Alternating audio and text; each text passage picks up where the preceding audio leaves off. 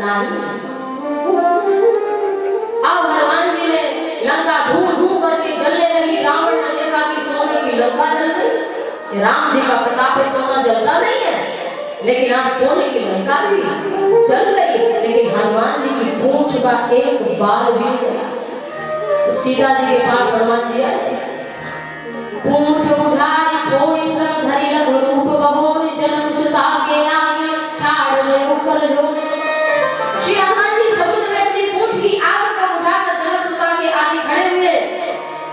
कहा हनुमान, सीता जी बोली तुम्हारा एक बाल भी पूंछ का नहीं जला, ये कैसे? पूरी लंका जल गई, तुम्हारी पूंछ का एक बाल नहीं जला। तो हनुमान जी ने कहा, बोले कपि प्यारे, हनुमान जी बोले कि आगे राम, जिसके हृदय में आगे राम हो और तो पीछे पूंछ रहस्य है भारी। ये बात इसलिए नहीं जला क्योंकि राम जी हमारे हृदय में विराजमान है। प्रणमो पवन कुमार खलबल पावक ज्ञान धन, जासु हृदय आगार बसहि राम संचार।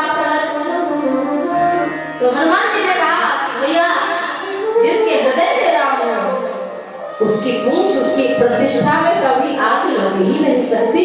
दुर्जन तो यही सोचते रहते हैं कि इसकी प्रतिष्ठा को ठेस पहुंचाई जाए।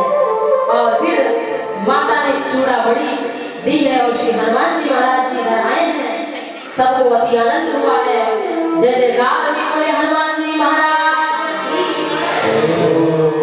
इतना तो सुनते ही बालक बालू को जब पता चला तब बड़े प्रसन्न हो गए। सबने कंदमूल फल खाए कि अब तो मरने का डर खत्म हो गया। और हनुमान जी राम जी के पास गए हैं। श्री राम प्रभु ने कहा कि सुन सुत तो ही उड़ी न मैं नाही, देखो करी विचार मन माही। आज तक आपने सुना होगा कि बाप का ऋणी बेटा होता है, बाप का ऋणी बेटा होता है, लेकिन आज पहली बार कोई बेटा से बाप ही उऋण नहीं हो पा रहा है। स्वयं श्री राम जी ने कहा सुन सुन तो ही उऋण मैं नाही। कुछ तो दे दो हनुमान को, मैं उऋण हो जाऊं। लेकिन देखा कि राम जी के काल के बदले में कोई चीज ऐसी है ही नहीं जो दी जा सकती। हनुमान जी की जब बड़ाई की राम जी ने तो हनुमान जी गिर पड़े, लेकिन कहाँ गिरे? राम जी के चरणों में। हमारी आपकी भी जब कोई बड़ाई करे तो गिर, बड़ाई सुनो तो किसका मन अभिमान में नहीं डूब जाता? अरे हमको शायद इतनी बड़ाई हो रही है, अभिमान आता ही है, लेकिन आप अभिमान आएगा तो गिरेंगे, निश्चित गिरेंगे, पतन होगा। अभिमान आया तो पतन होना निश्चित है, आप नहीं करे तो गिरे कहाँ? भगवान के चरणों में गिरा। या झूठा मिथ्या अभिमान जो मैं नहीं हूँ वह हमारे भीतर आ न जाए, इसलिए गिरना है। संसार में गिरे डूबे उससे पहले भगवान के चरणों में गिर जाए तो भगवान के चरण में गिरने से भी हमारा कल्याण हो जाता है। और हमारे प्रभु श्री राम फिर समुद्र के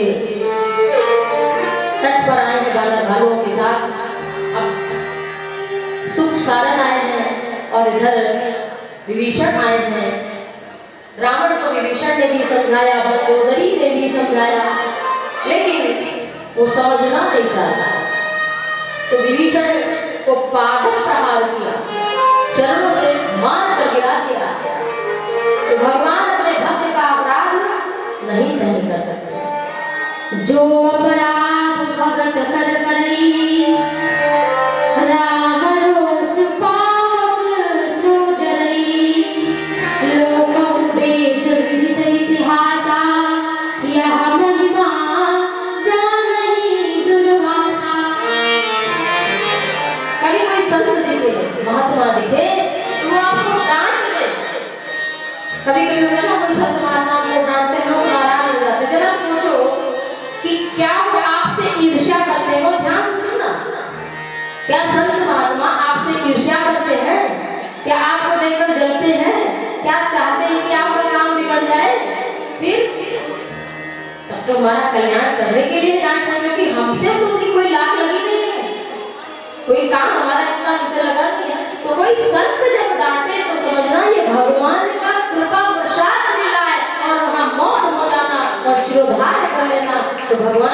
पटाभिषेक मिल जाती है।